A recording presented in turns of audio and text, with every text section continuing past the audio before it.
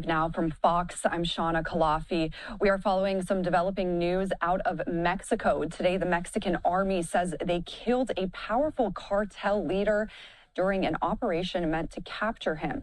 The Defense Department says the leader of the Jalisco New Generation Cartel was wounded during that operation about 2 hours from Guadalajara, and he later died while he was being flown to Mexico City.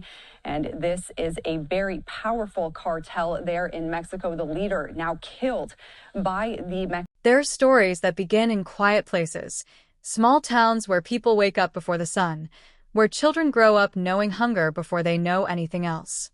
This is one of those stories.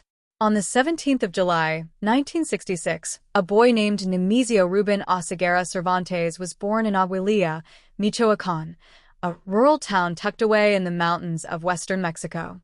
It wasn't the kind of place that made headlines. It was the kind of place people left. The land was dry, the work was hard, and opportunity felt like something that existed only in other people's lives. Nemesio grew up in that hardship.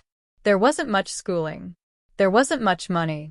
And like so many young men from towns like his, he eventually looked north, toward the United States, believing that maybe, just maybe, life could be different on the other side of that border. In the 1980s, he crossed into California without papers, without permission, and without much of a plan. But what happened next would set the course for everything that followed. By 1986, he was already in trouble with the law, arrested on drug-related charges, caught with heroin, and later convicted. He went to prison. And when he came out, the United States sent him back to Mexico. He returned home in the early 1990s as a deported man. He had a criminal record. He had no safety net. And he had a knowledge of how the drug trade worked, knowledge that would prove far more dangerous than anyone could have imagined at the time. Here's what I want you to sit with for a moment. This isn't a story about a monster who was born evil. This is a story about a man shaped by poverty, by poor choices, by a world that offered him very few real doors, and the one door he eventually chose led to something that would cast a shadow over an entire nation. When Nemesio came back to Mexico, he didn't return to farming or to honest work. He was pulled into the orbit of criminal networks that were already well established in western Mexico. He joined the Mencho cartel, a powerful trafficking organization moving drugs northward through routes that connected the Mexican heartland to American cities hungry for product. He wasn't a leader yet. He was a student. He watched how the cartel operated. He learned which alliances mattered. He built relationships with men who controlled money, guns, and territory. And slowly, quietly, he began to climb. Nobody was paying special attention to him then. He was just another name in a world full of dangerous names.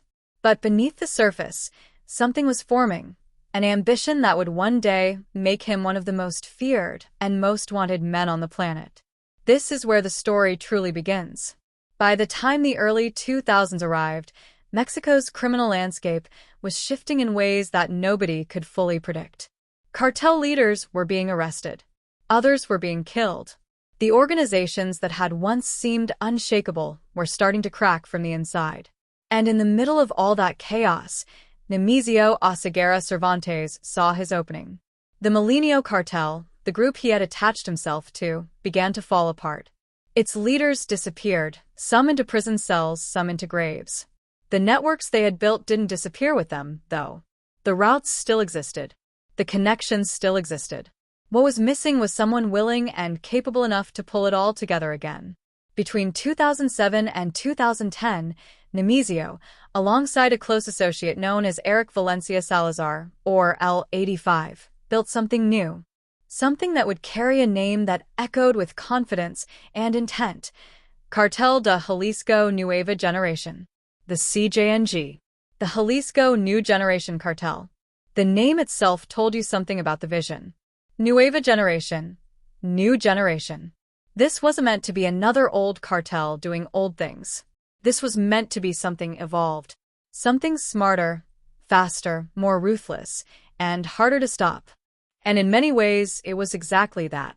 What El Mencho, as Nemesio was now being called, built was different from what came before. Instead of one rigid structure that could collapse if the top was cut off, the CJNG operated more like a franchise. Regional cells across Mexico were given the freedom to manage their own territory, make their own local decisions, and build their own alliances, as long as they answered to the central leadership when it mattered. It was a model designed for survival. And it worked. The cartels spread across Mexican states at a speed that surprised even seasoned law enforcement analysts. Urban cities, rural corridors, transit towns near the border. One by one, the CJNG planted its flag. And at the center of all of it was El Mencho, a man who had gone from a deported convict to the architect of one of the most powerful criminal organizations in the world. The money came from drugs, cocaine, methamphetamine, heroin, and eventually fentanyl. But El Mencho didn't stop there.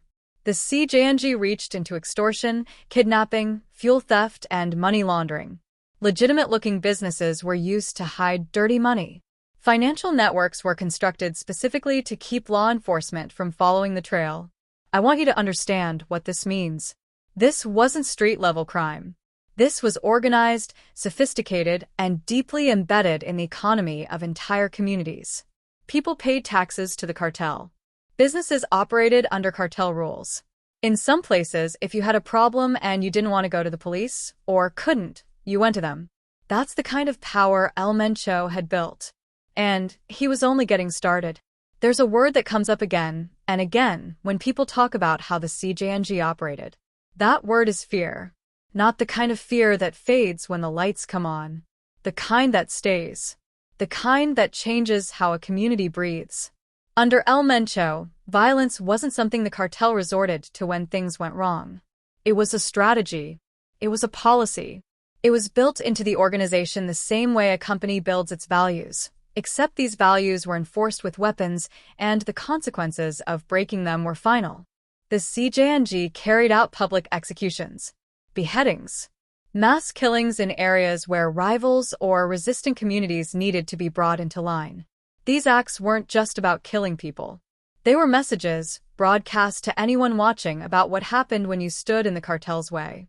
In 2015, something happened that made the world stop and pay attention. Mexican military forces launched an operation aimed at capturing El Mencho. During that operation, a CJNG unit shot down a military helicopter. Soldiers died. A government helicopter, brought down by cartel firepower. Think about what that means. This wasn't a group hiding from the state. This was a cartel openly engaging the Mexican military and winning a battle. It sent a signal that rattled law enforcement agencies not just in Mexico, but in Washington, D.C. as well. The CJNG ambushed police convoys. They attacked rival cartel members in coordinated strikes designed to maximize casualties. They used drones, actual drones carrying explosives, in ways that hadn't been seen in Mexican cartel warfare before. Armored vehicles, rocket launchers, military-grade weapons. And yet, as terrifying as all of this was, the cartel's influence wasn't built on violence alone. In some communities, especially those where the Mexican government had little real presence, the CJNG filled the gap. They provided a form of local order. They settled disputes. They offered protection in exchange for loyalty and silence. That's the complicated, painful reality of how groups like this survive in places that feel abandoned by their own government. People don't always support cartels because they believe in them. Sometimes they support them because they have no other choice. El Mencho also worked to corrupt the systems that were supposed to stop him. Allegations of bribery reached municipal officials and state authorities. Local police in key transit areas showed suspicious patterns that investigators later attributed to cartel pressure. Money flowed quietly to the people who could look the other way at the right moment. By this point, El Mencho was no longer just a drug lord. He was the center of a parallel system of power, one with its own military, its own economy, its own justice, and its own reach into every part of Mexican society that mattered to his operation. And across the border, the United States was watching. When the United States government formally designated the CJNG as a transnational criminal threat and put a $15 million reward on El Mencho's head, it wasn't just a number. It was a declaration. This man was among the most dangerous individuals alive, and the full weight of American intelligence and law enforcement was being pointed in his direction. For years, the manhunt produced near misses and dead ends. El Mencho was careful. He moved often. He trusted few people. He reportedly struggled with serious health problems, issues with his mobility that both limited him and, in a strange way, protected him by reducing his movement patterns and keeping him closer to controlled, trusted environments. His family was woven into the organization.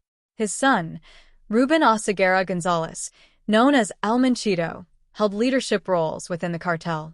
In 2025, El Menchito was sentenced to life in prison in the United States on drug and weapons charges.